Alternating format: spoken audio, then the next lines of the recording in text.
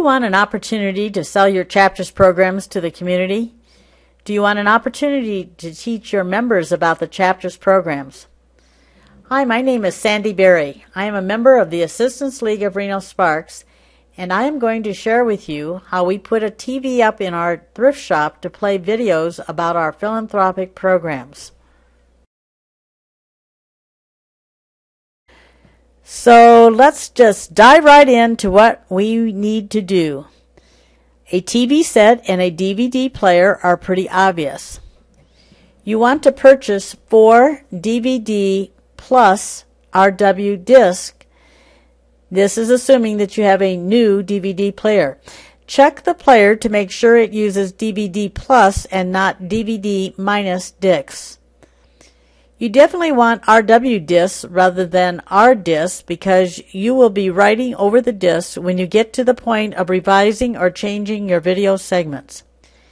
In order to create the shows, you will develop some PowerPoint slides, convert them to pictures, import the pictures into a video production program called Camtasia. Yes, you will need some computer expertise, but this is not rocket science and is not much different from loading a video onto YouTube, which most of our grandchildren are doing on a regular basis. Instead, we are going to broadcast to our television set by producing a DVD. Add a smidge of training and you are ready to go. At the Assistance League of Reno Sparks, it was the thrift shop manager that wanted to put up the television set as a way to share what we were doing with our programs with our thrift shop customers. Our thrift shop manager, Helga Miller, had worked at the local art museum and made the connection on how powerful the visual presentation of material was to the museum's clientele. We had a superior spot right behind the cash register. The thought was, being while customers were waiting to check out, they would have something to watch. It happened to be the winter just before Christmas, and televisions were on sale, particularly ones that had the older technology of LCDs rather than the newer LEDs. We purchased the television set for $550. The mounting turned out not to be a big deal because when we purchased the equipment from Best Buy, we asked for a recommendation for a bracket to hold up the television. One of the brothers of one of our members and his associate mounted the TV on the wall and ran the wire to the back side, which just happens to be the back room of the thrift shop, and this is where the DVD was placed. We paid him $200 for his services. We purchased the DVD player from Walmart and we got the most inexpensive one we could buy. It cost $25. You will have to sync the television and the DVD player. Look at the manufacturer's directions to do this. So for a total of $770, we had a television and a DVD player mounted on the wall. The lesson learned is there was nothing ready to watch. Hello.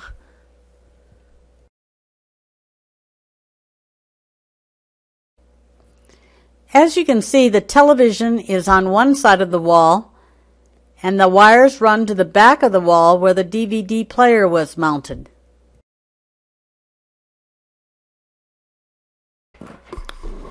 To start with, we made one video that told about all of our philanthropic programs, and so we had 1 or 2 slides for each program.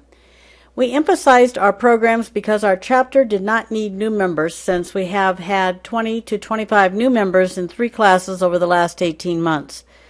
The first video produced was used as a stimulator for the program chairs.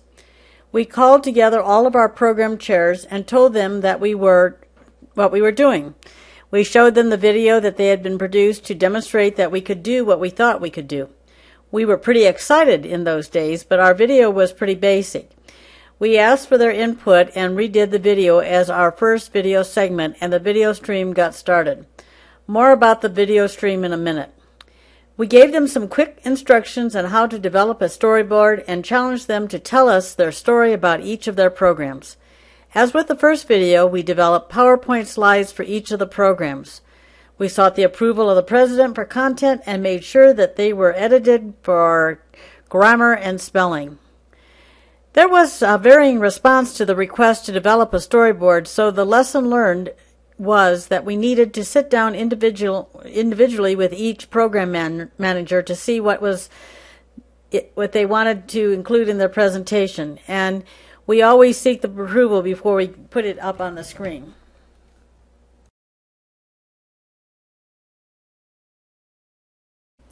You may understand what a storyboard is. I like to use a piece of cardboard and tape Post-its to it. When working with each chair of the program you are focusing on, it helps to get them to determine what they would like to have on their program's PowerPoint presentation. Each Post-it note is equivalent to a slide. One marks each Post-it note with the words or pictures desired. They can be moved around or order can be changed. This helps get started on developing the PowerPoint slides. And remember, fewer words is always better.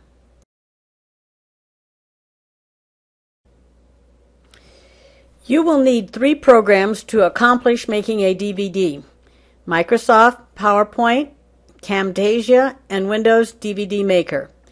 Again, you get the story, develop the slides in PowerPoint, convert to JPEGs, import them into Camtasia, burn the DVD, and you will be playing the production you made.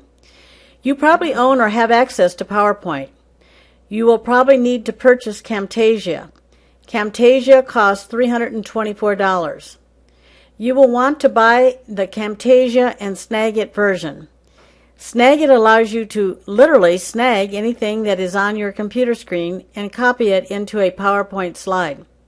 Lesson learned. Camtasia only takes a few hours to learn, but once you get the hang of it, it is fast to convert the pictures into a video, and it is almost addicting in the fun you will have.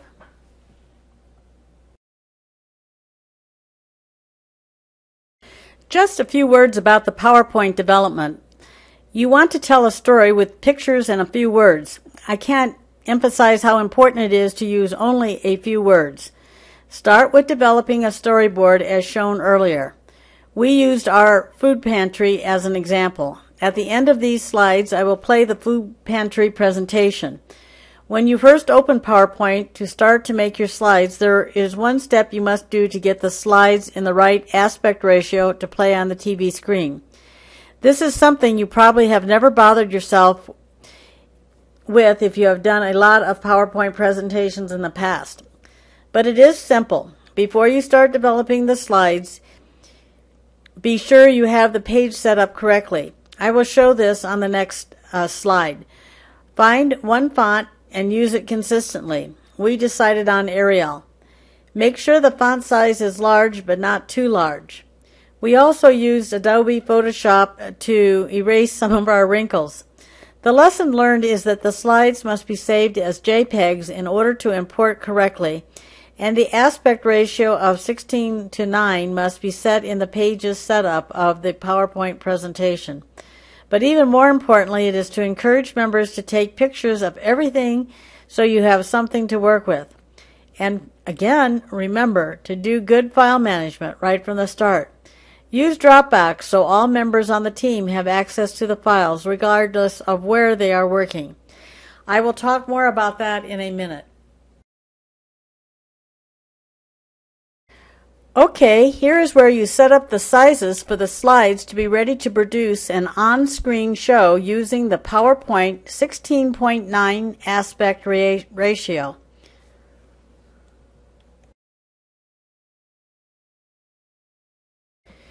Before we get too far along, let me explain how important it is to set up a series of folders where you will place the files that are generated from the different programs. I use Dropbox as my online file management program. You will need a folder for the original PowerPoint slide presentation files. Additionally, a folder for the JPEGs will be needed.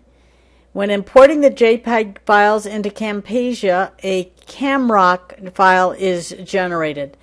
Lastly, Camtasia allows several different methods to distribute your production, such as screencast, YouTube, or to a DVD. And so you will need a production file where the files from Windows DVD Maker will be placed. Lastly, if you use any photos in producing your show, be sure to save them to a photos file.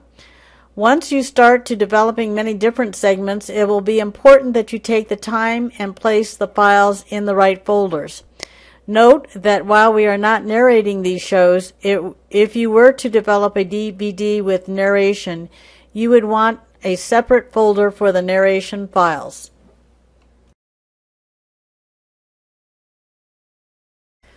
Just a few more thoughts on file management. First, you will need to save the PowerPoint presentation to a file. That one is simple. Next, you will need to save the slides as JPEGs. You have probably saved a PowerPoint presentation, but you may not have saved the slides as JPEGs. It is pretty easy in that one simply has to save as JPEG file interchange format by selecting the arrow and selecting the format. Be sure you know which folder you have saved them to. This is important that you set up the files that you will be using to develop and then produce the DVD. Again, I use Dropbox as I explained in the previous slide.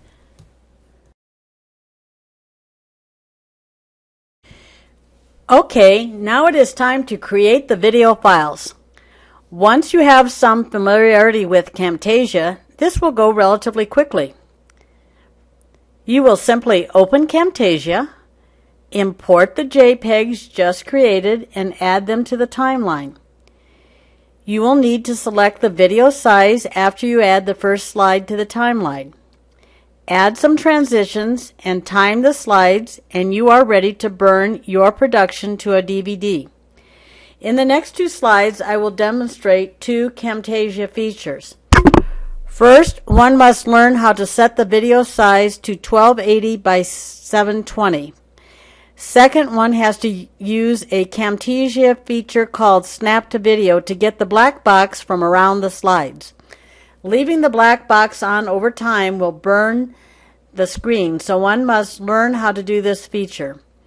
A few words about timing and transitions. The slides will need to be timed since the default is 5 seconds. Some need to be faster and some slower to allow people to be able to read them. You will add a transition between each slide, and you now have the first segment of your video stream.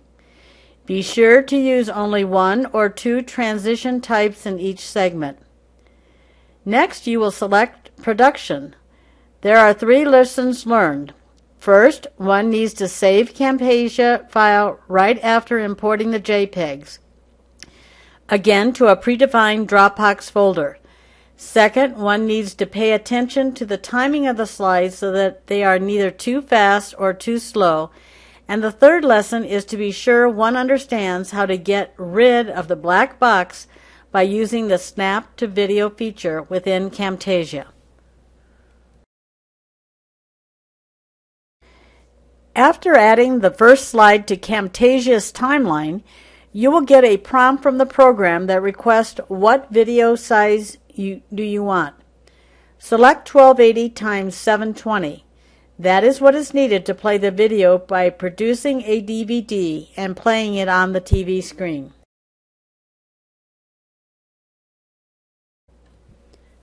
Here is how simple it is to get rid of the black box.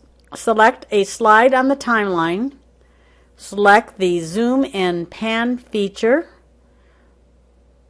Right-click on the slide and select Snap to Video Edges, which comes up on the screen.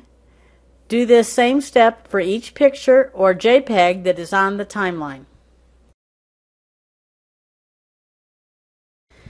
The Camtasia program has many ways one can save files and produce them to a variety of distribution methods.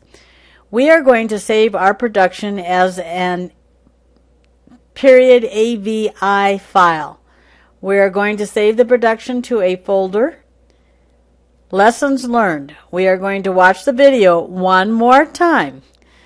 We would rather find the mistake ourselves rather than letting it get up on the screen before we notice the mistake. Also, get over being perfect. You will have a few mistakes. Get all the way to the screen, but you will be able to edit them rather quickly after you become familiar with the program. Now we are going to produce our video for a DVD. Here are some screenshots to demonstrate the actions to take. After selecting the Production tab within Camtasia, select Custom Production Settings. Choose the AVI files. Check that the 1280 by 780 custom size is selected and choose the folder where the production file will be saved. Place them in Dropbox folder that you set up earlier. We will use Windows DVD Maker to save our files to a DVD plus RW disk. We will simply add each segment to a list of files that we want to play one after each other on the video stream. This may be our first segment or one of many segments for our video stream. By keeping each segment separate, it makes it easier for us to edit as new information becomes available. Now we have to package it so that we can burn it to a DVD. We can even put in an ad for an upcoming event and change that ad relatively quickly as we get closer to the event. You may have Windows DVD Maker on your computer if you have a Windows-based computer. What you are going to do is select the Add Items button after you open up the program, which will allow you to go to the file location and select each file that you want into the video. Then you can take each segment within the video stream and place it in the order you want it to play on the DVD. Select Next and the DVD will burn. By the way, you will be using blank DVD plus RW discs, which will play on most modern DVD players being sold today. If someone has donated a DVD player, check the player to determine if DVD plus RW discs are used. Also note that you may want to use RW rather than just R so that you can write over the discs. You should make 2 copies. Give one to the administrative staff to have available in case something happens to the original. So you have one in the DVD player and one with the administrative staff. And then you have 2 as spares so that when you want to update the video stream, you simply make 2 copies, putting one in the DVD player and replacing the one being held by the administrative staff. You bring the old ones back to the working environment and you have them ready to use the next time.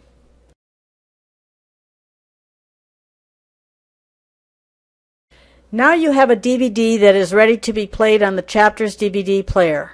We have made it the job of the Thrift Shop's captain to turn on the TV and the DVD player each day. We made a few simple directions for turning the equipment on and off.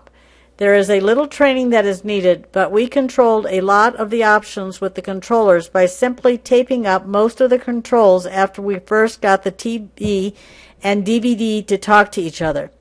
Also, remember to have the captain turn off the equipment at the end of the day. One captain can train the next captain. We added a feedback book at the cash register so that we could make notes. I log when I have updated the video in the feedback book, and members can let me know when there is a misspelled word that needs to be corrected on the video. We have even had local TV celebrities make comments on our video. The lesson learned is that you may have to change the directions to meet the needs of the members. Just go with the flow.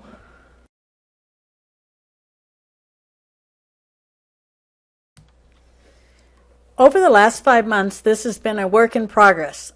The video in the Thrift Shop has been received well by customers and members. It is important to show development, so every couple of weeks a new segment has been created and added to the video stream. The video stream is about 25 minutes long and so is repeated 12 times during the hours the Thrift Shop is open, which is from 10 to 4. As I said, the morning captain starts the video and the afternoon captain stops the video. The video has only run all night once to my knowledge. If someone sees a correction and brings it to your attention, be sure to respond to making the correction as soon as possible.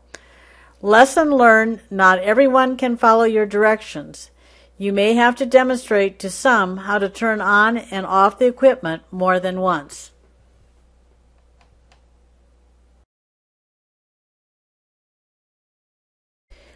We put up some directions for the captain right on top of the DVD player and then taped the controllers to minimize the buttons one could select.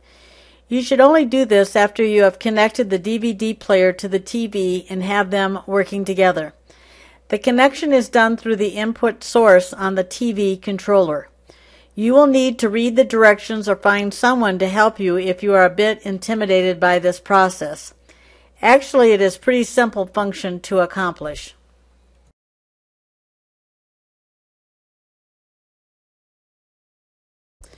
Members and customers have enjoyed the video. Trust me, the best editors in town are retired English teachers who watch the video. If you misspell a word or use the wrong grammar, you will know. The next time you have a line at the cash register, your customers will have something to watch. And you never know, one of them might just be someone who wants to make a donation of clothes, time, or money.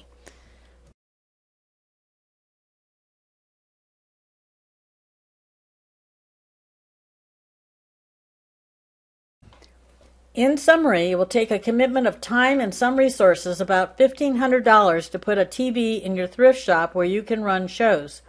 But it's not an impossible task. For a small cost of $4.25 per day, you will have a great public relations opportunity to teach both members and customers about the work that is being done by Assistance League.